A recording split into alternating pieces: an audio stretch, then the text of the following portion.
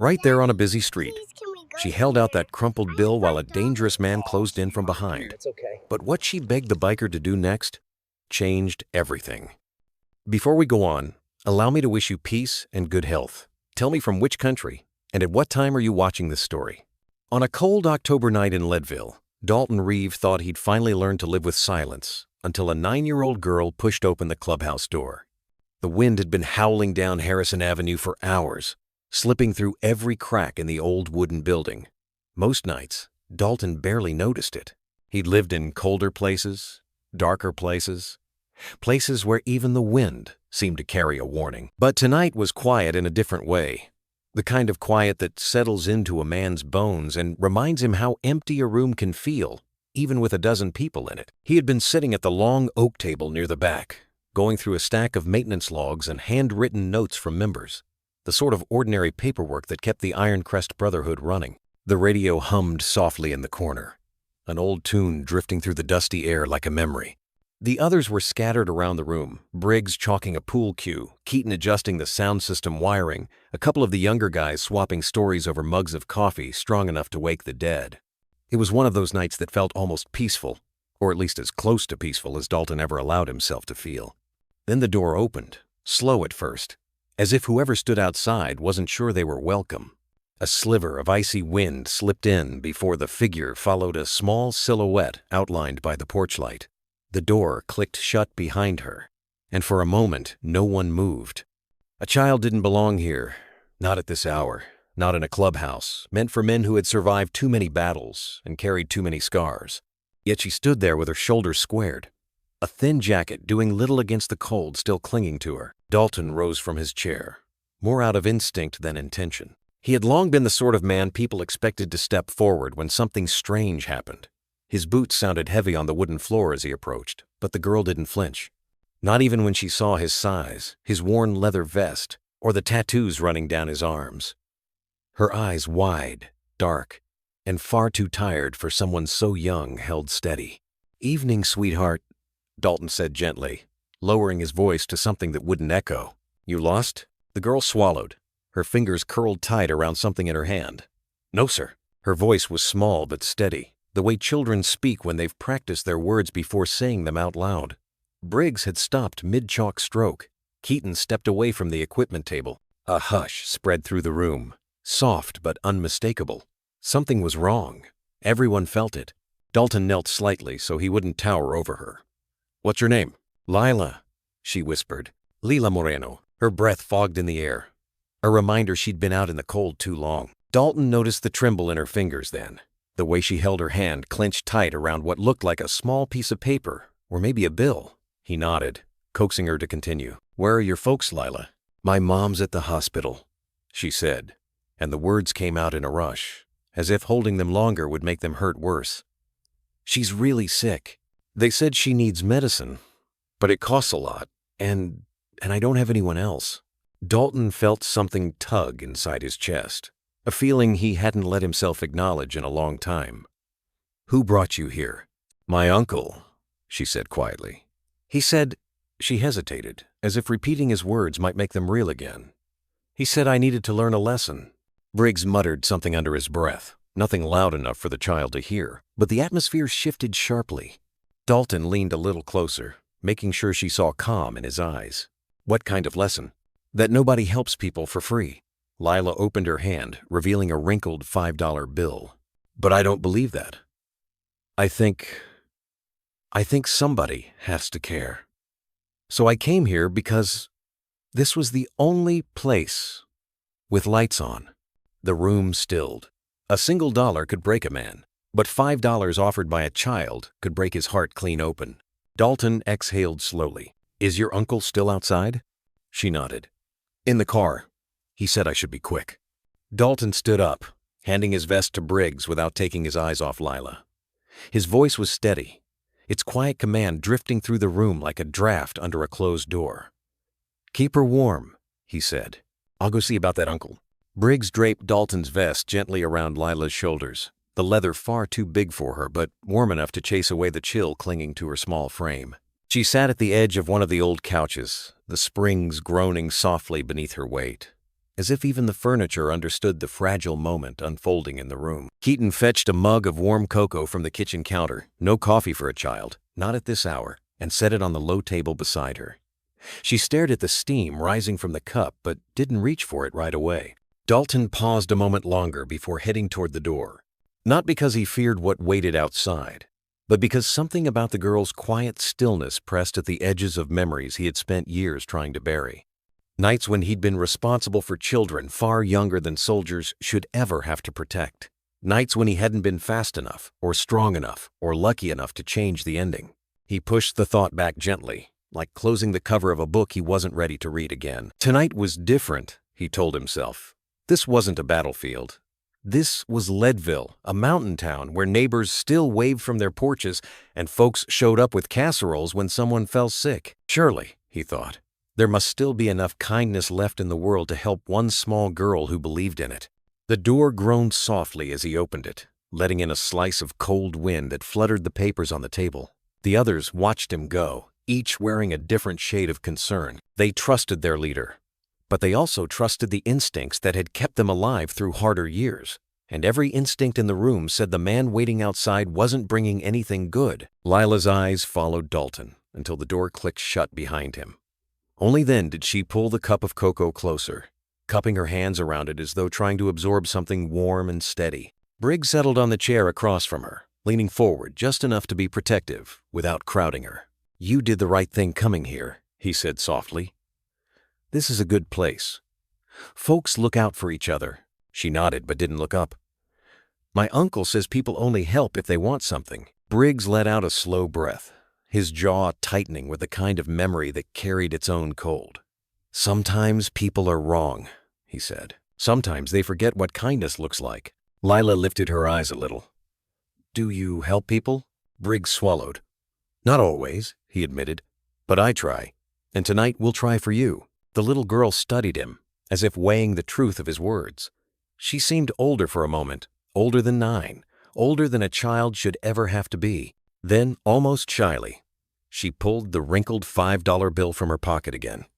Her thumb brushed the edges like it was something precious. "My mom used to give me $1 for helping around the apartment," she murmured. "I saved all of them. I thought maybe $5 could help somehow." Sloane came over then, her presence a gentle reassurance. She knelt beside the couch, smoothing a strand of hair from Lila's cheek. "Honey," she said, "you walked in here with more courage than most grown people carry in a lifetime. That's worth more than any number of dollars." Lila bit her lip, trying not to cry. Tears weren't something she seemed comfortable showing, like they were a luxury she hadn't been allowed in a long time. "I didn't know where else to go," she whispered. "All the other places were dark." Sloane smiled softly. "And you chose the only door with a light on. That tells me you've got good instincts." Outside, Dalton's steps crunched across the thin frost forming along the walkway, heading toward the dark car idling near the curb. But inside, the clubhouse remained a little island of warmth, the air thick with the quiet hum of people who had made more mistakes than they cared to count and who, maybe for the first time in years, saw a chance to make something right. Lila sank deeper into the couch, her small hands still wrapped around the cooling mug. She glanced at the door one more time, her voice almost too soft to hear. "He'll be mad," she whispered. "My uncle. When he gets mad, he—" But she didn't finish the sentence. Her gaze shifted to the bruise beneath her sleeve, barely visible but unmistakable, and the room seemed to hold its breath. Dalton wasn't there to hear her, but somehow the moment still belonged to him. The girl with the $5 bill had stepped into his world, unknowingly pulling open a door he'd kept closed for years. And as Briggs pulled a blanket over her shoulders, the entire clubhouse understood, without a single word spoken, that whatever waited outside in the cold was about to change all of their lives. Dalton stood at the threshold once more, the wind catching at his jacket as the night deepened around him. "Keep her warm," he said quietly. "I'll go see about that, Uncle M." The cold evening air wrapped around Dalton the moment he stepped off the porch, carrying the sharp bite of early winter that settled in Leadville long before most places felt the season change.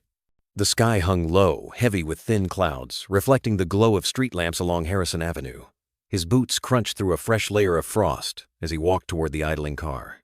The headlights cut a narrow slice through the night, illuminating the edges of lingering snow clumps along the curb. Dalton could see the shape of the driver inside, a man leaning slightly forward, phone lifted, the screen's blue light washing over his features. Nothing about the scene felt right. He slowed a few feet from the driver's window. The man finally glanced up, irritation replacing surprise, as if Dalton were a waiter arriving too late with the check. The window hummed down halfway. Warm air, thick with the scent of cologne too expensive for a town this small, spilled out. "You the one in charge?" the man asked, his tone polished smooth like a salesman rehearsing the same line for years. Dalton didn't answer right away. He studied the man, the impeccable suit, hairstyled with the kind of precision that required mirrors and time, eyes sharp and evaluating. This wasn't someone who belonged to these mountains. Not someone who understood how small towns operated, or how neighbors didn't look kindly on people who brought trouble with them. "Name's Dalton Reeve," he finally said, "and I'm guessing you're the uncle." The man's smile didn't reach his eyes. "Maxwell Garrison," he replied smoothly. "Lila's guardian." Dalton tasted the lie in the word. Guardian. People who loved children didn't leave them standing alone in the cold or send them inside strange buildings with lectures about cruelty. "She's safe inside," Dalton said plainly. "And warm." Maxwell's expression flickered just enough to reveal something slick beneath the surface, but the charming mask slid back into place before Dalton could pin it down. "Well, that's good to hear," he said, adjusting his cufflinks with a casualness that felt too deliberate. "I told her to be quick. We have hospital paperwork to sign in the morning, and I didn't want her out too late." Dalton stepped closer. "Funny, she didn't mention anything about paperwork. Just said her mom's in the hospital and you brought her here to learn a lesson." The man's fingers tightened around the steering wheel, a crack in his polished composure. "Children misunderstand things," Maxwell said lightly. "You know how it is." Dalton's voice remained calm, but something colder entered his tone, an edge that had settled in him after years of watching men who smiled too easily. "I know what a bruise looks like," he said. "Saw one on her arm. Looks fresh." The temperature seemed to drop another degree. Maxwell leaned back, feigning indifference, but his jaw clenched hard. "You're making assumptions," he said. "Dangerous ones." Dalton didn't blink. "No, I'm making observations." A truck rumbled faintly somewhere in the distance, its engine echoing through the narrow streets, but neither man turned toward the sound. They stood locked in a silent exchange, two men who had lived different lives but recognized something familiar in each other. One carried the quiet weight of responsibility. The other carried a smile sharp enough to cut. "I should take her home now," Maxwell said finally, his patience thinning. "She's my niece. I have every legal right." Dalton didn't move. "Not tonight." Maxwell arched a brow, amused in a cold way. "You think you're in a position to decide that?" Dalton's voice didn't rise, didn't harden. It simply became steady, like a man stating a fact carved into stone. "She came here asking for help, so until we understand the whole picture, she stays where she feels safe." For a moment, Maxwell's expression shifted from irritation to calculation. He glanced toward the clubhouse, then back at Dalton, as if trying to measure how far he could push this without losing control of the situation. "You people," Maxwell sighed, shaking his head, "always inserting yourselves where you don't belong." Dalton didn't look away. "A child walked through our door. That makes it our business." Screeched. The wind tugged at the hem of Dalton's jacket, carrying the scent of pine and cold metal from the nearby mountain ridge. Maxwell tapped his fingers against the steering wheel, the rhythm quickening. "You're interfering in family matters," he said, "and that rarely ends well." Dalton took one step back, not out of retreat, but out of certainty. Better than standing by and doing nothing. Inside the clubhouse, a faint sliver of warm yellow light spilled onto the porch, stretching across the frost like a promise. Dalton let his gaze shift toward it for just a moment, toward the girl sitting under his vest, toward the warmth waiting behind those walls, but when he turned back, Maxwell was watching him with an expression that had grown darker, colder, less controlled. Dalton understood something clearly then. Whatever story Maxwell had told Lila, it wasn't the whole truth, and the rest of it wouldn't be pretty. Maxwell let out a tight laugh, the kind that held no humor at all. "You people don't know anything about her situation. Her mother is dying. Someone has to step in. I've been trying to help." Dalton studied him. the dim light from the street lamp catching the sharp angles of Maxwell's face. He looked like a man who was used to the world bending for him, someone who could buy solutions faster than he could earn trust. Men like that often believed kindness was just another tool to manipulate the people around them. "You sure that's what you're doing?" Dalton asked. "Helping?" Maxwell's eyes narrowed. "You're questioning my intentions?" "I'm questioning the part where you told a 9-year-old nothing in this world comes without a price," Dalton said. "That's not help. That's a warning." Maxwell's jaw flexed again, the muscle twitching under his skin. "Life is harsh," he said sharply. "Better she learns that now." Dalton folded his arms, the leather creaking softly. Children shouldn't learn life from fear. For a heartbeat, neither man moved. The wind swept down from the ridge, stirring the frost into a thin swirl along the pavement. A porch light flickered on across the street, illuminating an old snow shovel, leaning against a railing. A reminder that winter in Leadville always arrived early and without apology. Maxwell leaned toward the open window, lowering his voice. "Look, let's be reasonable. Hand her over, and we don't have to make this complicated." Dalton shook his head. "Not until we understand what she's running from." "She's not running," Maxwell snapped. Dalton lifted a brow.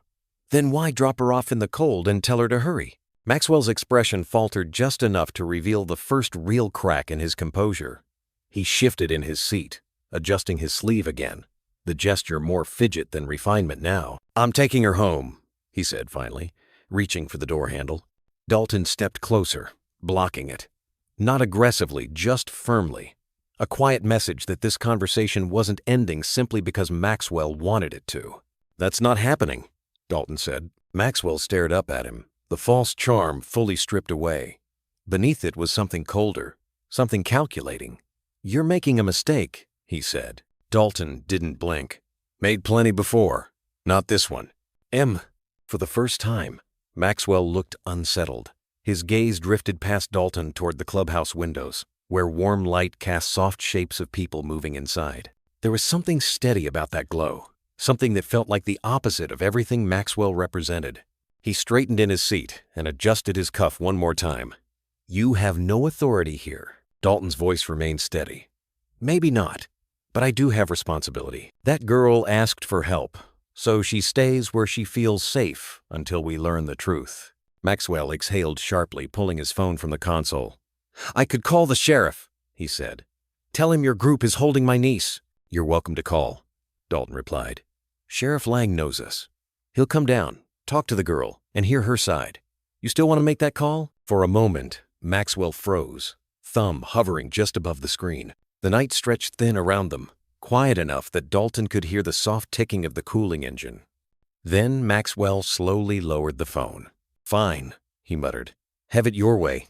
But his voice trembled not with fear, but with anger. He didn't bother hiding anymore. He smoothed his jacket, set his jaw, and without another word, put the car into gear. The tires crunched over the frost as he swung the vehicle away from the curb. Dalton watched the sedan roll down Harrison Avenue, its taillights shrinking until they vanished around the bend. He remained still for another moment, letting the cold air settle the tension winding through him. Men like Maxwell didn't walk away. They circled back. They waited for the moment people let their guard slip. Dalton knew predators when he saw them, and he knew unfinished business when it stared him in the face through a cracked window. Inside, warm voices murmured in low tones. He turned toward the porch and took slow steps back inside, shaking the cold from his arms before closing the door behind him. The warmth of the clubhouse wrapped around him immediately, smelling of old wood, coffee grounds, and the faint familiarity of leather jackets drying near the heater. Lila sat bundled under his vest, her small shoulders tense as she looked up at him. Her fingers curled anxiously around the edge of the blanket. "Is he gone?" she asked softly. Dalton nodded. "He's gone." She let out a breath she'd been holding far too long for a child her age. Her gaze drifted to the door again, just to make sure. Dalton took a knee beside her. "You're safe here tonight. We're gonna figure this out, okay?" Her chin quivered. It was the closest she'd come to crying since she walked through their door. Briggs shifted behind them, arms crossed, watching her with a kind of protectiveness that came naturally to men who'd spent their lives guarding things that mattered. Lila reached into her pocket and pulled out the wrinkled $5 bill again, holding it up to Dalton with both hands. "This is all I have," she whispered. Will you still help me?" Dalton looked at the tiny bill, then at the girl who had carried more worry in her shoulders than most grown men. Something inside him tightened, an old ache resurfacing at a place he'd long tried to numb. He placed a gentle hand over hers. "We'll help you," he said quietly. "But first we need to talk to your uncle." Her eyes widened, fear flickering like a shadow across her face. "He'll get mad," she whispered.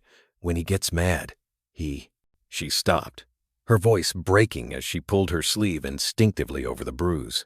Dalton's jaw set. He rose slowly to his feet, a heaviness settling in his chest, not anger, not yet, but a sharpened resolve that had nothing to do with old instincts and everything to do with the small girl who trusted him with $5 and a trembling question. And far from the clubhouse, barely visible down the dark road, the faint glow of red taillights disappeared into the night.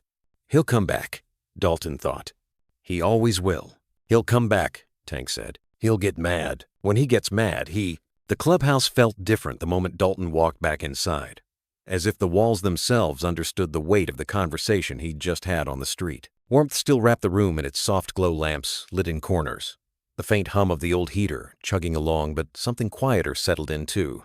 A hush made of concern rather than fear. The men straightened almost instinctively, reading Dalton's face, the way soldiers read weathered maps, carefully, noting every line. Lila sat curled under the blanket where they had left her, still holding the $5 bill like a lifeline. Sloane had draped her own knitted shawl over the girl's knees, the pastel yarn standing out against the worn leather of Dalton's vest. She looked up when he approached, that same small, searching look she'd given him earlier. "He's gone, sweetheart," Dalton said gently.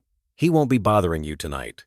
She nodded, but the movement was small and uncertain, like she wasn't sure she was allowed to believe him yet.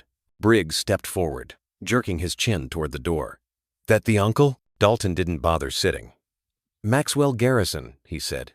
He didn't deny dropping her off, just dressed it up with smooth talk and excuses. Fallon let out a low whistle. "Man like that don't come to Leadville unless he's running from something." Keaton crossed his arms, leaning against the pool table. "I've seen his type. Clean shoes, expensive watch, attitude polished enough to hide anything he doesn't want folks to see." Dalton didn't respond right away. His gaze drifted back to Lila, who was staring at her hands again, shoulders drawn in tight. The bruise she'd tried to hide felt like an accusation etched into her skin, one that none of them were willing to ignore. He exhaled, long and steady. "We need answers," he said quietly. "The real ones." "You want us to go after him?" Briggs asked, a hint of old instincts tightening his voice. Dalton shook his head. "No, not tonight. Lila stays here where she feels safe." He crouched beside the girl again, voice softening. "Lila, sweetheart, can you tell us more about your mom, about what's happening?" She hesitated, small fingers tightening around the blanket. "Mom got sick in the summer," she said finally. "She tried to keep working at the diner, but she got tired so fast. She said it was just the flu, but it wasn't." Her voice trailed off as if the memory itself weighed too much. "Street Vincent Hospital?" Fallon asked gently. Lila nodded. "Room 14 on the second floor. They said she needs a medicine that costs a lot, a number with so many zeros." Her voice cracked at the end, and she looked down quickly, blinking hard. Dalton's chest tightened. There were moments in life that shifted a person without warning, moments that nudged the heart in a direction it didn't know it needed. Listening to this girl speak, he felt that shift again, the same one he'd felt when she first stepped through the door. Sloane stroked Lila's hair, letting the girl lean against her shoulder. "Honey, has anyone helped you? Any other family?" "My uncle," she said after a moment. "He said he'd help pay if I lived with him. Forever." She swallowed. "Mom said no. She said he wasn't safe." Silence rippled through the men like a sharp breath drawn all at once. "Safe how?" Briggs asked, careful not to crowd her. Lila pulled her knees closer. "He gets angry. Really angry. And he says things that make my mom cry." Dalton's jaw tightened. He didn't need more details to understand the truth beneath her words. He'd seen it before in shelters overseas, in apartments stateside where neighbors whispered behind closed doors, in the eyes of children who learned to recognize danger long before they learned multiplication. Keaton moved toward his laptop, resting on the bar counter, fingers already pulling it open. "What's his full name again?" Maxwell Garrison, Dalton replied. Keaton nodded once, the screen glow catching in his glasses as he began typing. Give me a few minutes. Lila lifted her head, eyes darting between them with a mix of confusion and hope. You're not mad at me, right? For coming here? Briggs crouched beside Dalton, his voice roughened at the edges. Kiddo, nobody in this room is mad at you. You did the bravest thing you could have done tonight.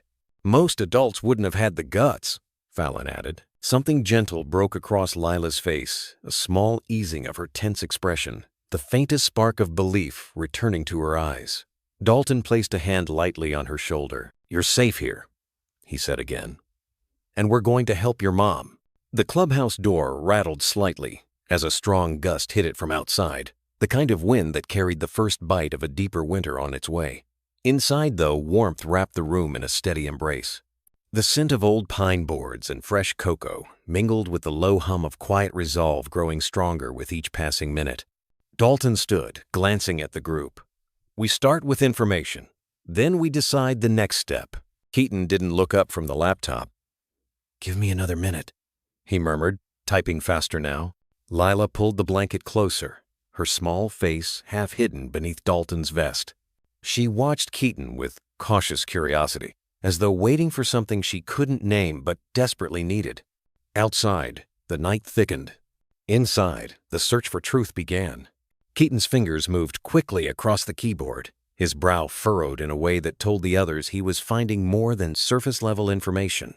The glow from the laptop cast a faint blue light over his face, highlighting the kind of focused intensity he usually reserved for complicated wiring jobs or emergency radio setups. Tonight, it was focused on a man none of them trusted. Dalton watched him for a moment, arms crossed loosely over his chest. The room had fallen into a kind of expectant silence, soft but strong, broken only by the occasional crackle of the heater switching on. Lila leaned gently against Sloane, eyes half-lidded with exhaustion but too anxious to fully rest. After a few minutes, Keaton let out a slow exhale. Well, there it is. Fallon stepped closer. What'd you find? Keaton turned the laptop so the others could see. Maxwell Garrison, age 46, address listed in Denver. Looks clean on paper, too clean. But here's the thing. He tapped another screen. Property records show the home isn't his. Belongs to an investment firm. He's just listed as an occupant. Briggs frowned. So he's basically squatting with permission? Pretty much, Keaton said. Tracks with a guy who likes to pretend he's someone he's not. Dalton nodded slowly. Keep going. I pulled what I could from public court filings, Keaton continued. No criminal charges. But there are sealed records tied to his name. Too many to be random. Something happened years back. Something he paid to keep quiet. Ugh. Dalton felt a familiar coldness settle along his spine, the same kind he used to feel when a situation overseas didn't match the brief, when the official report said one thing, but the ground reality said something very different. Financial records? Fallon asked. Messy, Keaton said, scrolling. Debt, rapid address changes, no stable employment history. But here's the part that matters for Lila. He clicked one more file. A civil petition filed 10 months ago by Marisol Moreno. Dalton leaned in. Her mother? Yeah, Keaton confirmed. Looks like she filed a protective request. It didn't go through. Case was dismissed due to lack of evidence. Happens a lot when someone's scared or alone. Dalton's jaw tightened. Not a full punch of anger. He never let himself snap like that anymore, but a deep ache he'd learned over the years. The ache of seeing patterns he recognized too well. Any record of why she filed it? Briggs asked. Keaton shook his head. Sealed. Lila stiffened at the sound of her mother's name. Sloane felt the movement and wrapped an arm around her. Sweetheart, Sloane said gently.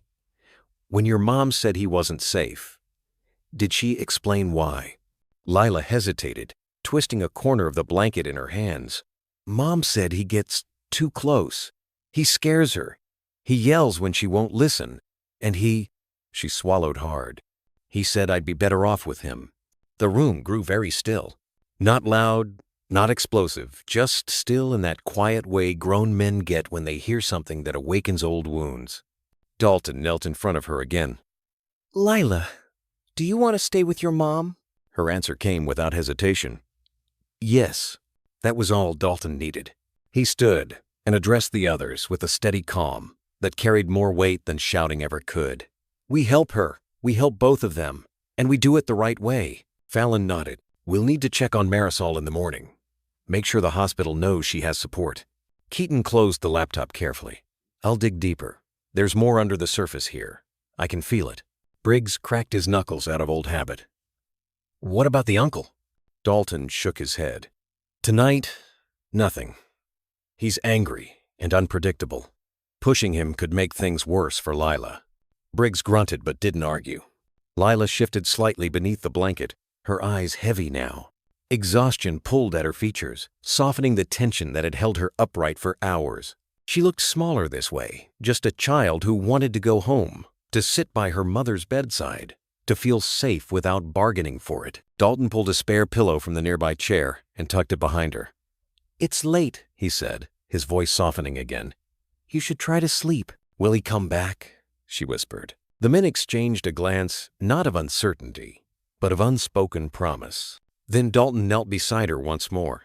"Not tonight," he said, "and not while you're here." Her small shoulders eased, though not completely. Trust takes time, even in a warm room filled with steady people. Sloane brushed a strand of hair from Lila's forehead. "We'll keep watch." Outside, the wind shifted, pushing a swirl of dry leaves across the road. The street had grown emptier, quieter, as the night deepened around Leadville.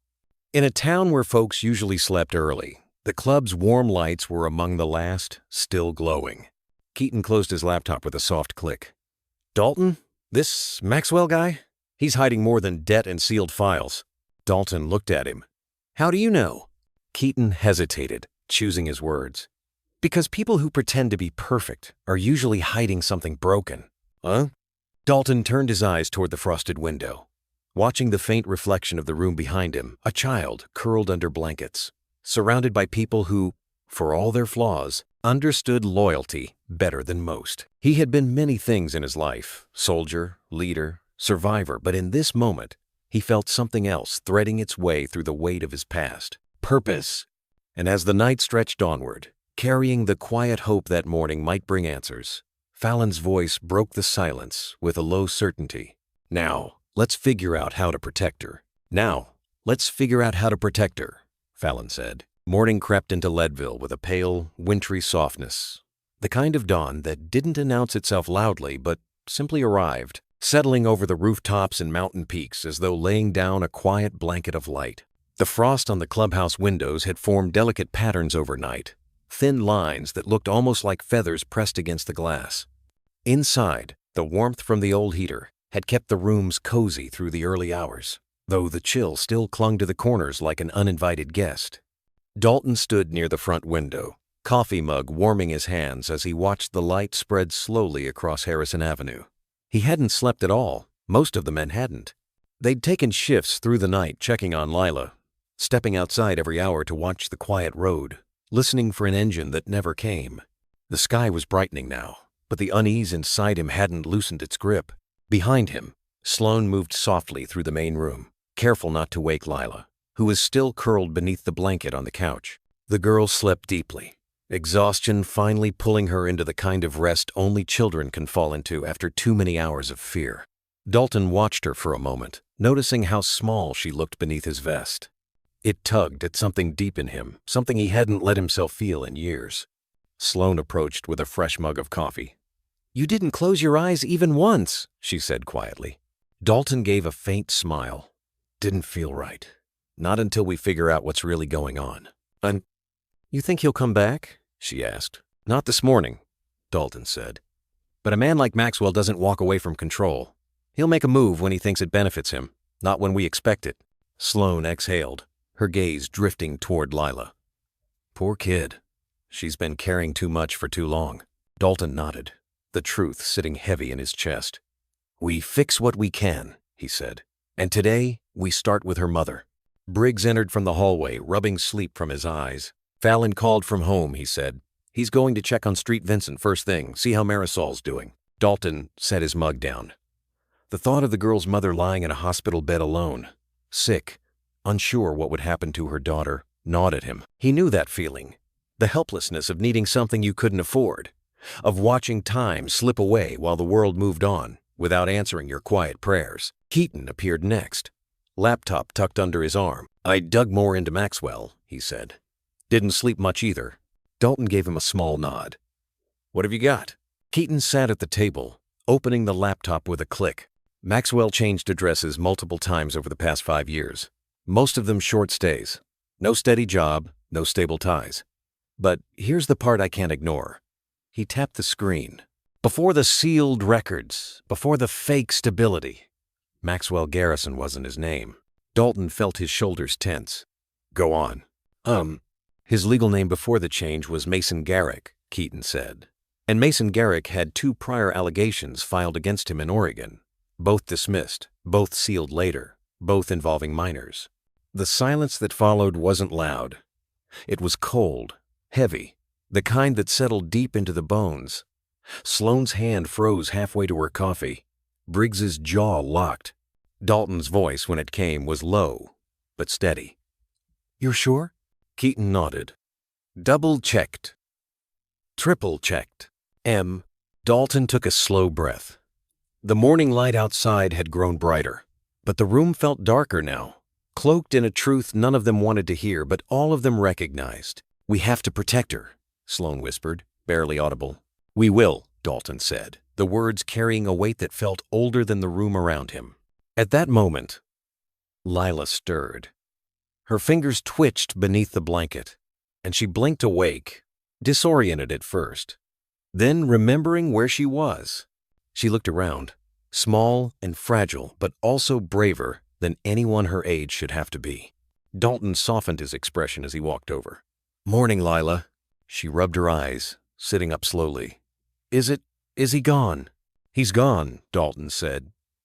"And we're going to see your mom today, all right?" Hope flickered across her face, thin, tentative, but there. "Really?"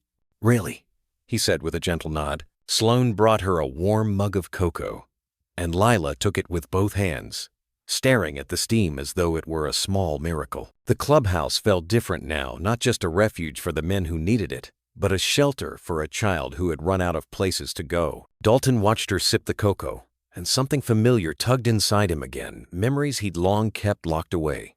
The shaking hands of a boy overseas who'd lost everything in a single night, the look on the child's face when Dalton carried him to safety, and the echo of the promise he'd made to himself afterward, a promise he'd never quite kept. Never again, he had told himself back then. He swallowed hard, pushing the memory aside. Today wasn't about the past. Today was about Lila, about her mother, about making things right. The heater hummed on. A truck rumbled faintly down the road. Light bounced off the frost outside, casting a pale glow across the room. Dalton looked at his men, Briggs standing ready, Keaton typing again, Sloane comforting the girl, and he knew what came next. They weren't just gathering information anymore. They were preparing to act. Dalton gathered his jacket from the back of a chair and slipped it on as the others finished their early morning tasks. Coffee mugs clinked softly. Papers were shuffled into small piles, and someone adjusted the old wall clock that always seemed to run a few minutes slow. The sun, now pushing above the rooftops, poured a soft glow across the wooden floorboards. It was shaping up to be a clear morning in the Rockies, crisp, bright, and edged with the promise of something new. "Fallon should be at Street Vincent any time now," Briggs said, tying back his hair. "Said he'd call when he had updates." Dalton nodded, then looked down at Lila, who had finished her cocoa and now pressed the empty mug against her chest like it was something safe she didn't want to let go of. "We'll head over once Fallon checks in," he told her. "Hospitals don't like crowds showing up all at once." Lila gave a small nod. She seemed steadier now, though the worry still lingered around her eyes. Children carried their fears differently. They didn't rant or rage the way adults did, they just held them quietly, like folded paper tucked into pockets. Sloane began brushing out the tangles in Lila's hair with gentle fingers. "Honey, your mom is lucky to have you," she murmured. "You're stronger than you know." Dalton watched the moment with a heaviness he didn't quite have words for. It had been a long time since he'd seen something so simple and so fragile. There was a time when scenes like this had been familiar to him, but that had been years ago, when his own life had looked very different, before deployments, before the things he'd seen, before he'd learned how easily life could change with just one wrong breath, one wrong turn. Keaton's laptop pinged a soft, quick chime that snapped everyone's attention his way. "Fallon just texted," he said, scanning the screen. "He's talking to the nurse now. Marisol made it through the night, but she's weak. They're doing more tests." A breath of relief passed quietly through the room. Even Lila seemed to uncoil slightly, her shoulders dropping. Dalton placed a hand on the table, leaning over as he absorbed the details. "Any word on treatment?" "Not yet," Keaton said. "But Fallon said the doctor wants to meet with family soon. And," he hesitated, "he said the staff recognized Maxwell. Apparently he showed up yesterday arguing with one of the nurses." Lila's head snapped up. "He did?" Sloane gently steadied her shoulder. "It's all right, sweetheart. You're not going anywhere near him today." Dalton's jaw flexed. "He's circling," he muttered, "trying to get control back." Briggs let out a humorless laugh. "Typical. But he won't get to her mother without us knowing," Dalton added, voice quiet but firm. "We're not giving him that window." The men around him nodded. There was a shared understanding in the room, something sturdy, unspoken, and carved from years of surviving hard things. They'd seen too many lives fall apart because help came too late. They wouldn't let that happen now. Lila tucked her knees closer to her chest, clutching the blanket around her shoulders. "He always comes back," she said softly, the tremor in her voice betraying the strength she'd tried so hard to hold on to. Dalton crouched beside her. "Lila," he said gently, "I need you to listen to me. You're not alone this time, and you're not going back with him. Not today, not tomorrow, not ever, unless your mother says it and she feels safe. Do you understand?" She looked at him for a long moment, searching his face for any trace of doubt. When she found none, she nodded small, but certain. Sloane wrapped an arm around her. "We've got you," she whispered. Dalton stood, glancing around the room. "We head to the hospital soon. But before that, we need to understand everything we're up against." Keaton resumed typing with quiet urgency. Briggs pulled a notepad from the drawer, jotting down dates and details. Sloane tidied Lila's hair with a gentle hand. Even the clubhouse seemed to settle into a focused stillness, like it understood the role it had to play that day. Midway through the preparations, the phone on the wall rang an old rotary model that rarely saw use except for emergency calls. The shrill sound cut across the room sharply, freezing everyone in place for a heartbeat. Dalton crossed the distance in 3 long strides and lifted the receiver. "Yeah, this is Dalton." He listened for a moment, his brow furrowing. "Understood," he murmured. "We're on our way." He hung up and turned to the group. "That was Fallon. The doctor can meet us soon. He wants to discuss the treatment plan." Sloane rose immediately, helping Lila gather her things, her small backpack, the blanket, the little cup still warm from her hands. Her movements were gentle, efficient, filled with purpose and care. Dalton pulled his jacket tighter as he headed for the door.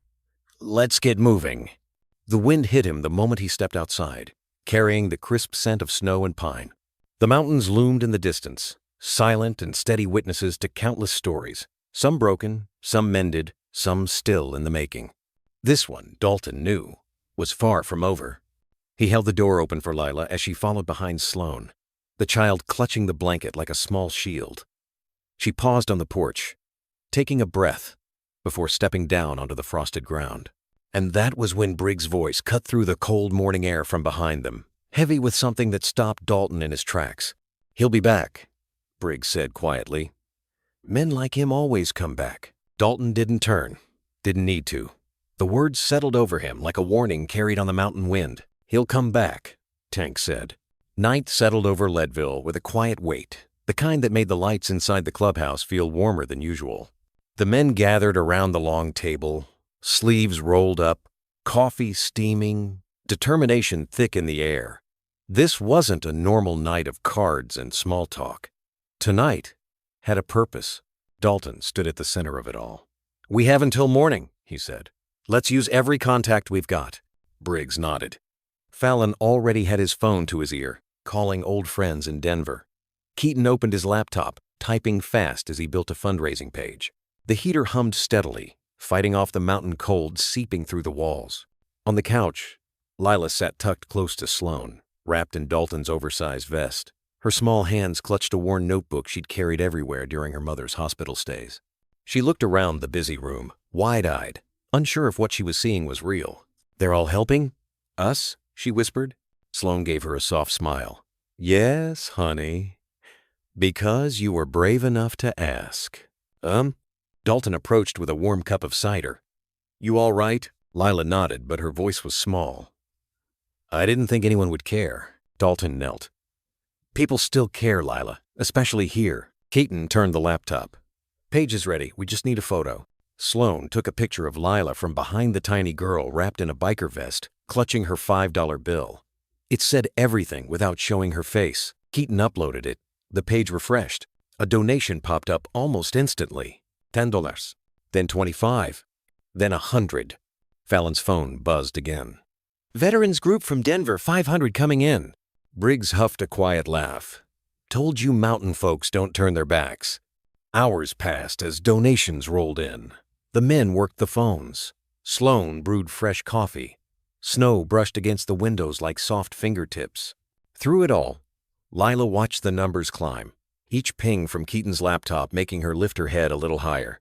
"Will this really help my mom?" she finally whispered. Dalton sat beside her. "Yes," he said gently. "It really will." For the first time all night, Lila leaned against him, tired, scared, but no longer alone. And Dalton felt something he hadn't felt in a long time. Purpose. Hope. A chance to make something right. Near midnight, the clubhouse felt like a small command center. Phones buzzed, keyboards clicked, and the steady hum of the heater filled the quiet spaces between conversations. Outside, snowlight reflected off the street, casting a pale glow through the windows. Inside, the men worked with the calm focus of people who understood time mattered. Keaton refreshed the fundraising page. "We're at 9,000, he said. "That's in just a few hours." Fallon exhaled, rubbing his forehead. "Folks from the Springs, Denver. Everyone's stepping in." Dalton watched the screen, the rising numbers almost surreal. He'd seen many hard things in his life, but this people coming together for a woman they didn't know felt different. It carried a quiet kind of power. Lila shifted on the couch, pulling the blanket around her shoulders. She had grown sleepier as the night went on, but each notification tone lifted her eyes, almost like she was afraid to miss a miracle. Sloan sat beside her, gently smoothing her hair. At one point, Lila whispered, "Are we close?" Sloan nodded. "Closer, every minute." Briggs returned with a pot of fresh coffee. "Leadville's always been stubborn," he grumbled. "We don't quit when someone needs help." Dalton glanced toward Lila, who was now watching Keaton refresh the page again. A soft glow lit her face as another donation rolled in $200 from someone marked Anonymous. She hugged the blanket tighter, not speaking, just breathing carefully, as if one wrong breath might scare all the help away. Dalton walked over and crouched again so he was level with her. "Try to get some rest," he said gently. "You've done the hardest part already." "I don't want to sleep," she murmured. "What if something changes?" "Then we'll wake you," Sloan promised. "You won't miss anything important." Dalton stood, rubbing his tired eyes as Fallon returned from the back hallway. "Just heard from the nurse," Fallon said. "Marisol's stable for now. They're keeping her under close watch." Lila lifted her head. "Stable. That's good, right?" "It's better than the alternative," Fallon replied, voice warm. "It means she's fighting." Dalton nodded. "Then so will we." Keaton refreshed the screen again, and this time, his eyebrows shot up. "We just passed 10,000. A quiet cheer rose around the room. Not loud, not wild, just relief deep, grateful, almost reverent. Lila smiled for the first time all night. Small but real. Dalton felt something settle in his chest, something he hadn't felt since long before he wore a patch or carried scars. Hope could grow even here, in the middle of winter. The night deepened, and the snow outside thickened. Donations kept coming. The heater hummed. The clubhouse lights glowed steady and warm. And somewhere between the exhaustion and the rising sense of purpose, Dalton stepped outside for a breath of cold air. But as he looked out into the quiet street, a thought settled over him. Sharp, unwelcome, but honest. Maxwell wouldn't stay quiet forever. The wind shifted, whispering against the snowy dark. And Dalton knew He'd be back. Morning settled softly over Leadville, the kind of quiet winter light that made everything feel gentler. Lila woke on the clubhouse couch, blinking at the room that had carried her through a long night. Dalton offered her a small smile and a warm cup of cocoa. "Ready to see your mom?" he asked. She nodded immediately, fear and hope mixing in her eyes. Sloan gave her a scarf and a small backpack she'd packed at sunrise. "You're not going alone, sweetheart. We'll be right there." The ride to Street Vincent's was quiet. Snow dusted the sidewalks, and the mountains looked washed in pale gold. Lila pressed her forehead to the window, watching the town slip by, holding the blanket close like it was keeping her brave. At the hospital, Dr. Patel met them with a warm, steady expression. "Marisol's stable," she said, "and awake enough to know her daughter is here." Lila's breath trembled. "Can I see her?" "Of course." Inside the room, Marisol opened her eyes just as Lila rushed to her side. The woman lifted a shaking hand, cupping her daughter's cheek with a tenderness that filled the space like sunlight. "Misha, you're here." Dalton stepped back, letting them have the moment. Dr. Patel pulled him aside. "You raised enough. We can begin treatment today. Her odds aren't perfect, but they're real." Dalton nodded, relief loosening something inside him. But then the doctor added quietly, "Maxwell has been at the hospital asking questions. Staff informed security, but be cautious." Dalton's expression hardened. Back in the hallway, Sloan held Lila's hand while Marisol drifted back to sleep. The air felt colder now, heavier. As they stepped outside the room, the corridor echoed with slow, deliberate footsteps approaching from the far end, heavy, confident, unwelcome. Dalton didn't turn, but he knew exactly who it was. Dalton turned as the footsteps drew closer. Maxwell appeared at the end of the hallway, tall, composed, wearing that thin smile that always felt out of place in a hospital. Lila shrank behind Sloan instantly. "Well," Maxwell said softly, "I've been looking for you." Dalton stepped forward. "You need to leave." Maxwell's gaze flicked to Lila. "She's family. And the state?" Sloan's voice cut through gently but firmly. "You're not taking her anywhere." Before Maxwell could answer, Fallon approached from the opposite direction, badge still clipped at his hip. "Security asked me to escort you out," Fallon said. "Now." For a moment, Maxwell hesitated, then his smile faded, and he turned sharply, disappearing around the corner without another word. Lila let out a shaky breath. Sloan knelt and hugged her gently. "He's gone, sweetheart." Dalton watched the empty hallway a moment longer. Maxwell would be back. Men like him always came back. But not today. Back inside the room, Marisol stirred awake. Lila took her hand quickly. "Mama." He tried to come again. Dalton spoke softly. "He's gone. You're safe. We're here." Marisol closed her eyes in relief, holding her daughter's fingers tight. Outside, the winter light brightened. Inside, the room finally felt calm for now. But Dalton knew the peace wouldn't last, and when Maxwell returned, he'd be waiting. The next morning arrived with a soft, pale sunlight spilling over the mountains. The hospital halls felt quieter than usual, as if the whole building had taken a slow breath after the long, tense night. Dalton walked in with Sloan and Fallon, their footsteps steady on the polished floor. Lila held Sloan's hand tightly, the blanket still wrapped around her shoulders like a small shield. Inside Marisol's room, Dr. Patel stood reviewing a chart. She looked up with a calm, hopeful smile. "The first round of treatment is taking," she said. "Her numbers are improving slightly." A glow passed across Lila's face, small but unmistakable. She moved closer to her mother's bedside, touching her arm gently. Marisol, tired but conscious, managed a faint smile. "Hey, Mia." Dalton lingered near the door, letting the family's quiet moment settle. These were the moments he cherished now, the ones that reminded him why they'd fought so hard. Dr. Patel motioned for him and Fallon to step into the hallway. "I want to be clear," she said softly. "The progress is real, but we have a long road ahead. She'll need rest, stable conditions, and no stress." Fallon nodded. "We'll keep Maxwell away. I filed a report, and the restraining order is moving." Dalton added, "We'll rotate visits. Someone will always be around." The doctor gave a grateful nod before heading to another patient. When Dalton returned to the room, Marisol looked at him with tired eyes filled with something more than gratitude, something closer to trust. "You did all this," she whispered. Dalton shook his head. "No, Lila did." She walked in and asked. Marisol reached for her daughter's hand and held it against her heart. A quiet moment passed before Fallon entered again, lowering his voice. "We should think ahead," he said. "If Maxwell tries something else, we need a plan." Dalton nodded slowly. He'd been thinking the same thing. A man like Maxwell didn't disappear because a uniform told him to go home. Trouble lingered with people like that. Sloane approached, squeezing Lila's shoulder gently. "We'll keep her safe," she said. "All of us. Em?" The warmth in the room contrasted with the cold morning outside, a soft reminder that hope could live even in the harshest places. Lila glanced toward the door and whispered, "He won't come back today, right?"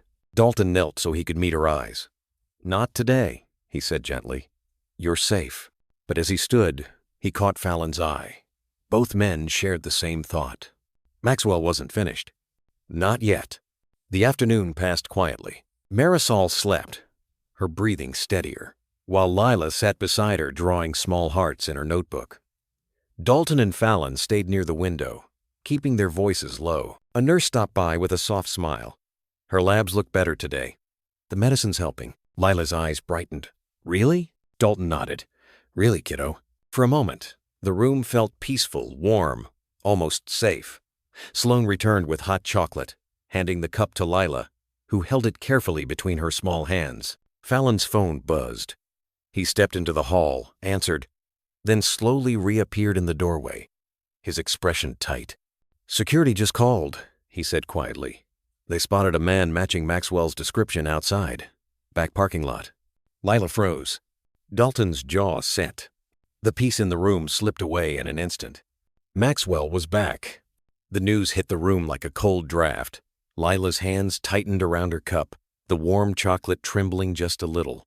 Marisol slept on, unaware, her breathing soft against the steady beep of the monitor. Dalton stepped into the hallway with Fallon, keeping the door cracked open so Lila wouldn't feel alone. "Where exactly?" Dalton asked. "Far lot near the old maintenance shed," Fallon replied. "Security is checking, but they can't legally remove him unless he steps inside." Dalton exhaled slowly.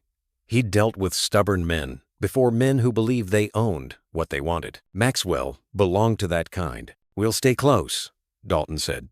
"Nobody moves alone." Back inside the room, Sloane knelt beside Lila. "Sweetheart, listen to me," she whispered. "No one's getting to you or your mom. Not today. Not tomorrow." Lila nodded, though fear still shadowed her eyes. She glanced at the window, as if expecting to see Maxwell standing there. Dalton sat beside her. "He's outside, but that's all. Fallon's handling it, and I'm not going anywhere." Lila swallowed. Why won't he stop? Dalton thought for a moment, choosing the gentlest truth. "Some people can't accept losing control, but that's not your burden. It's ours." Sloane placed an arm around the girl's small shoulders, giving a reassuring squeeze. Down the hallway, a soft ringtone echoed Fallon again. He stepped away to answer. Marisol stirred weakly, eyelids fluttering. "Lila?" The girl rushed to her side. "I'm here, Mama." Marisol exhaled with relief. "You safe?" Lila nodded, though her voice wavered. "Dalton's here. Everyone's here." Marisol's gaze drifted to Dalton, full of tired gratitude and trust. Before he could speak, Fallon returned, face grave. "They can't find him now," he said quietly. "He slipped out of view." Lila's fingers tightened around her mother's hand. Sloane's eyes met Dalton's in a silent question. Dalton looked toward the window, the parking lot beyond it pale with winter light. Maxwell was no longer visible, and somehow that was worse. Fallon stayed by the door, checking updates from security, but Maxwell never returned. His trail faded into the cold afternoon, and slowly, almost carefully, the tension in the room began to ease. Over the next few days, Marisol grew stronger. Each morning brought a little more color to her face, a little more hope into Lila's eyes. Nurses stopped by with warm smiles, and Sloane often brought cocoa or a small snack just to keep the child grounded. When Dr. Patel finally said, The treatment is working. She's stabilizing. Lila threw her arms around her mother, relief spilling out in one long breath. Dalton stood back, hands in his pockets, quietly grateful. "You did it," he murmured to Lila. She shook her head. "We all did." Before Marisol was discharged, Lila slipped a small folded bill into Dalton's hand, a worn $5 note. "For the clubhouse," she said softly. "So you don't forget us." Dalton smiled, eyes warm. "We'll frame it, and we'll tell everyone what courage looks like." The winter sun dipped behind the mountains, casting a soft glow through the hospital window. Mother and daughter stood together, safe at last, surrounded by people who had chosen to stay not out of duty, but out of love. And just like that, their little family wasn't so little anymore. Sometimes, when you look back at a story like this, it feels almost like watching a porch light come on at dusk, soft, steady, and reminding you that even the longest nights eventually break. A little girl with a trembling voice, a mother fighting for breath, and a handful of strangers who chose to step forward instead of stepping away. All those pieces slowly stitched themselves into something that looked a whole lot like family. And in the quiet, after everything settled, what stayed wasn't fear or anger, but the warmth of people who refused to give up on one another.